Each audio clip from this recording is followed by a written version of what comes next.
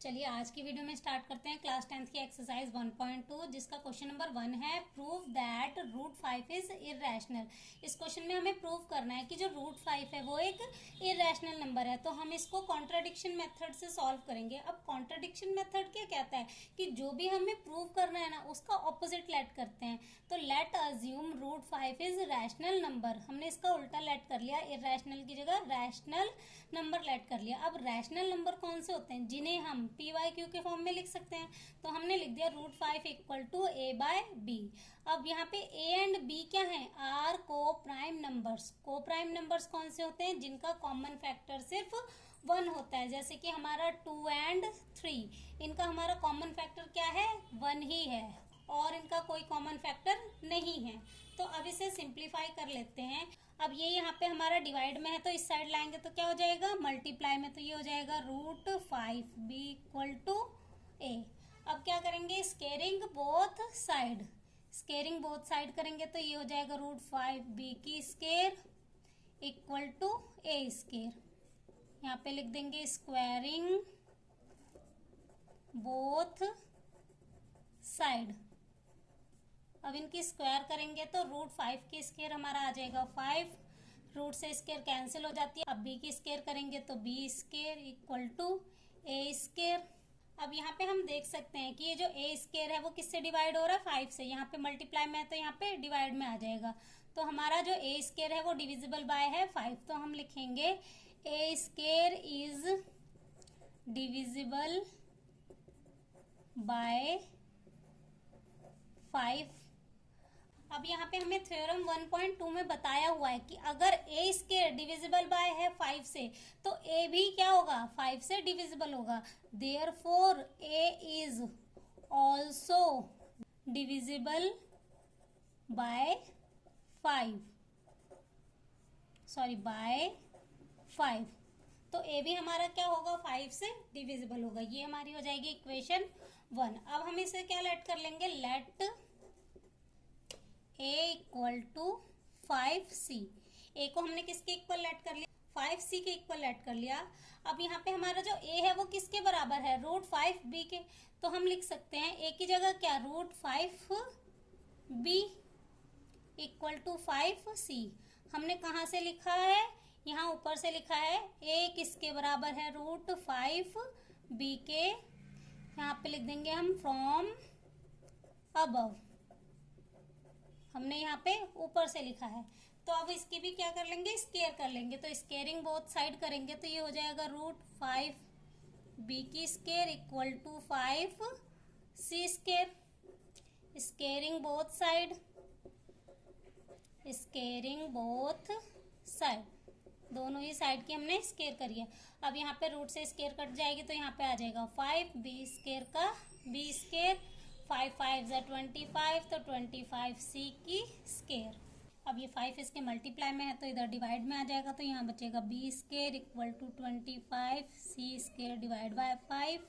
अब ये 5 से कैंसिल हो जाएगा, 5 5 25, तो हमें क्या मिल गया, b square equal to 5c की स्केयर। तो अब यहाँ पे हमारा जो b स्केयर है वो यहाँ पे डिविजिबल है 5 से, ये इसके मल्टीप्लाई में है तो डिविजिबल है 5 से। तो हम लिख सकते हैं b square is divisible by 5। अगर b स्केयर डिविजिबल है 5 से तो therefore b is also divisible by 5 होएगा, डिविजिबल बाय 5। यहाँ पे b भी हमारा क्या होगा, 5 से डिविजिबल होगा। ये हो गई हमारी इक्वेशन 2। तो यहाँ पे इक्वेशन 1 एंड 2 से हमें क्या कॉन्ट्रडिक्शन मिल गया कि जो हमने अज्यूम किया था कि ये को प्राइम नंबर्स हैं वो गलत है, क्योंकि को प्राइम नंबर्स कौन से होते हैं जिनका सिर्फ कॉमन फैक्टर 1 ही होता है। बट यहाँ पे तो इनका कॉमन फैक्टर 5 भी आ रहा है। यहाँ पे a भी डिवाइड हो रहा है 5 से एंड b भी डिवाइड हो रहा है 5 से। तो हम लिख सकते हैं कि जो हमारी अजम्पशन है वो गलत है। तो अवर अजम्पशन वॉज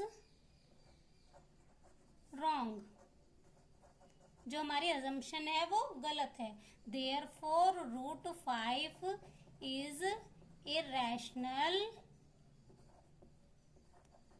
इरेशनल नंबर। तो √5 क्या है, एक इरेशनल नंबर है।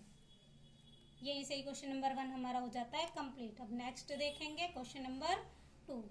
तो अब क्वेश्चन नंबर 2 देख लेते हैं। Prove that 3 + 2√5 is irrational. Prove करना है कि 3 + 2√5 एक इरेशनल नंबर है।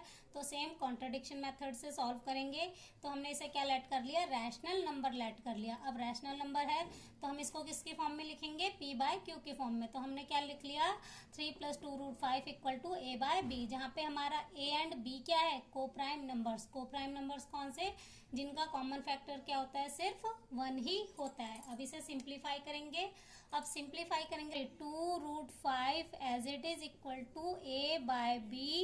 अब ये प्लस का है तो इधर आके माइनस का 3, इसके डिवाइड में कुछ भी नहीं है तो 1। अब आगे इनका एलसीएम ले लेंगे। 2√5 एज इट इज, इनका एलसीएम क्या आ जाएगा, एलसीएम हमारे पास आ जाएगा b, तो यहाँ पे हमारा आ जाएगा a - 3b। अब ये 2 इसके मल्टीप्लाई में है तो इधर आ जाएगा डिवाइड में, तो √5 = a - 3b / 2b। अब यहाँ पे हम देख सकते हैं हमारे √5 क्या है, एक इरेशनल नंबर है, और a एंड b क्या है, इंटीजर्स हैं। अगर हमारे a एंड b क्या है, इंटीजर्स हैं, तो ये नंबर हमारा क्या होगा, एक रैशनल नंबर होगा।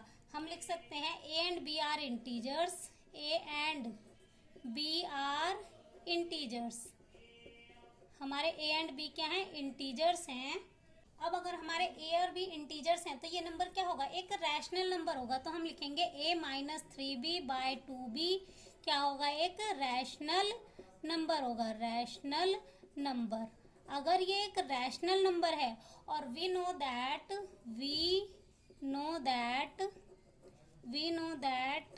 √5 इज इरेशनल। √5 क्या है, एक इरेशनल नंबर है। अब यहाँ पे हमें कंक्लूजन क्या मिल गया कि एक इरेशनल नंबर और एक रैशनल नंबर दोनों ही क्या है, इक्वल हैं। अब यहाँ पे रैशनल नंबर इरेशनल नंबर के बराबर है, तो ये किसकी वजह से हुआ, हमारे गलत अजम्पशन की वजह से। बट ऐसा कभी भी नहीं होता, कभी भी रैशनल नंबर इरेशनल नंबर के इक्वल नहीं होता। तो ऐसा किसकी वजह से हुआ, हमारे गलत अजम्पशन की वजह से हुआ है।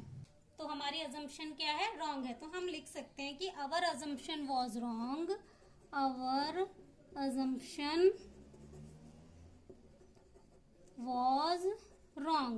जो हमारी assumption है वो गलत है। therefore 3 + 2√5 is irrational number।